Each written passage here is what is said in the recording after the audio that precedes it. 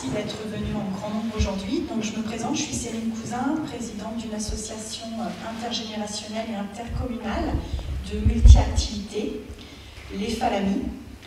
Nous travaillons également sur des manifestations et des activités, des soirées thématiques de prévention et de sensibilisation.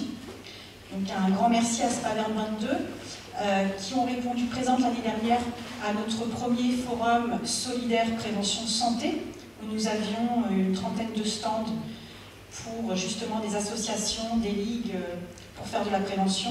Et nous avons également organisé une marche solidaire au mois de juin, donc pour montrer notre soutien à Spaverne 22. Je suis également atteinte de spondylarthrite ankylosante et de maladie de Crohn, donc je sais très bien ce que ça représente. Merci d'être venus aujourd'hui nombreux pour que les maladies invisibles deviennent enfin visibles. Merci à Spaverne 22, à toute l'équipe pour leur soutien.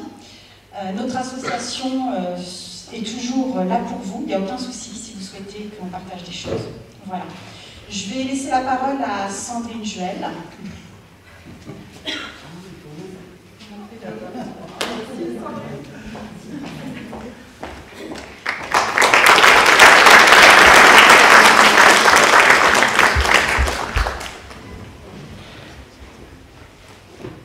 Alors, pour information, Sandrine Juel est la mairesse de la commune des Champs-Géraud, voilà, située près de Lanvallée et de Évron. Voilà, alors moi je suis une jeune élue, c'est pour ça que je disais à Céline tout à l'heure que je ne savais pas ce que je faisais là, mais si, je sais tout à fait. J'ai été élue en fait au 1er février, j'ai remplacé un maire assez connu sur le territoire parce qu'il a été maire pendant 40 ans, c'est monsieur Georges Lucas, donc le maire des Champs-Géraud. Et en fait, moi je suis présente parce que c'est essentiellement dû à une rencontre, donc la rencontre avec Céline, qui au départ était venue me solliciter pour savoir si je pouvais lui mettre à disposition des salles. Et j'ai tout de suite répondu présent. Et je pense que même avec Karine, le contact est bien passé.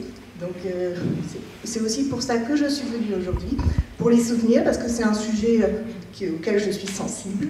Et la maladie en général, parce qu'il n'y a pas que les maladies invisibles, malheureusement. Effectivement, on s'aperçoit qu'au niveau médical, ça devient très compliqué d'être pris en charge. Et donc, voilà, c'est pour ça que j'ai répondu présente. Mais après, je n'ai pas grand-chose à rajouter. Je vais passer la parole, Jean.